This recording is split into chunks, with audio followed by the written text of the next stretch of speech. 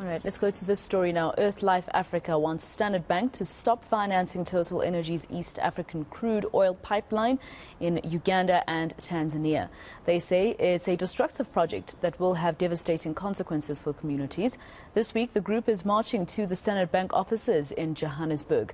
Ulrich Steenkamp from Earthlife Africa joins us now to discuss this further. Ulrich, thank you very much for your time and welcome to eNCA. Firstly, Standard Bank, looking at their statement, they're saying that it's very important for them to balance all types of resources, especially to make sure that Africa receives all of its energy needs. What's your response to them saying that?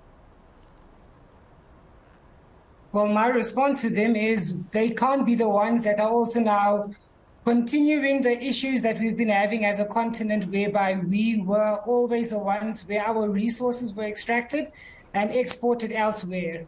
So they can't give that as a motivation, saying that, no, we need to develop Africa, whereby none of those resources will truly impact the communities there in a positive manner. In fact, it's going to be majority negative impacts that will be coming into these communities there.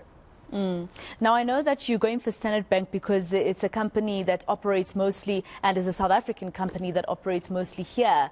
But have you gotten any word from organizations such as yourselves in Tanzania or Uganda? Are they also against this? Yes, there are various different community-based organizations and even teachers' organizations that are actually opposing the installation of this East Africa crude oil pipeline, primarily because it's not developing their countries how they want it to be developed. There's no access given or no priority given to either education or to access to energy or just access to basic health services, for example. So this pipeline is not just something that us activists here in South Africa or activists from the global north is against. It is something that even local community organizations are trying to fight against, because it is impacting their livelihoods and their agricultural lifestyles and all of these things, including the fishery business in Lake Albert, where they are trying to actually drill for this oil. And we all know that Total is not the first time that people have been against some of their projects. There's been a seismic event that they've tried to have. That's actually Shell that they've tried to have here in South Africa, and the courts basically just ruling against that seismic event. Now it's another company that has to do with energy. Are you going to see if you'll get any support either from Uganda or Tanzania and in South Africa here to see if you can take the matter to court to stop this from happening, or all you're going to do is just protest against Standard Bank? Well, we're not putting everything off the table yet. The biggest issue is that the legislature within South Africa is quite different to that of Uganda or Tanzania.